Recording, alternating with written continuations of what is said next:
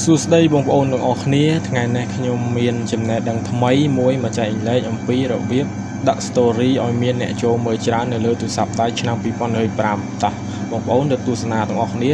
ជាដំបូងបងប្អូនចូលកន្លែងត្រីខាង3ខាងលើចុចខាងនឹងមកបន្តមកទៀតវាចេញបែបនេះហើយបងប្អូនscrollឡើងលើបងប្អូនរើសពាក្យថា setting in privacy ចុចកន្លែងហ្នឹងមកវានឹងចេញបែបនេះហើយបងប្អូនរកពាក្យថា setting ចុចកន្លែងពាក្យ setting មក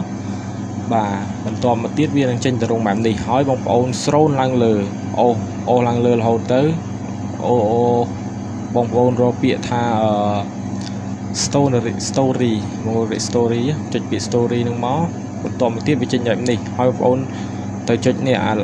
អាលើគេហ្នឹងបងប្អូនចុចត្រង់ហ្នឹងទៅបន្តមកទៀតវានឹងចេញបែបនេះបើសិនវា load public អីបងប្អូនតែបើខ្លាចវា load friend ពាក្យ friend ពាក្យអីចឹងយើងផុសទៅអត់មានអ្នកចូលមើលច្រើនទេតបងប្អូនកំណត់ទៅដាក់ពាក្យថា public រូបផែនដីណាបងប្អូនជួយកំណត់អាហ្នឹងទៅបានមានអ្នកមើលច្រើនផុសទៅមានអ្នកមើល story យើងច្រើនចឹងណាព្រោះ public ទៅវាគេមើលឃើញទាំងអស់ហើយបងប្អូនរើសពាក្យ public មកបងប្អូនរើសពាក្យខាង sale ខាងក្រោមមករួចជាការស្រេចបាទអរគុណបងប្អូនវីដេអូខ្ញុំមានតែប៉ុណ្្នឹងទេអរគុណច្រើនបងប្អូនដែលតាមដានវីដេអូខ្ញុំតាំងពីដើមរហូតដល់ចប់អរគុណ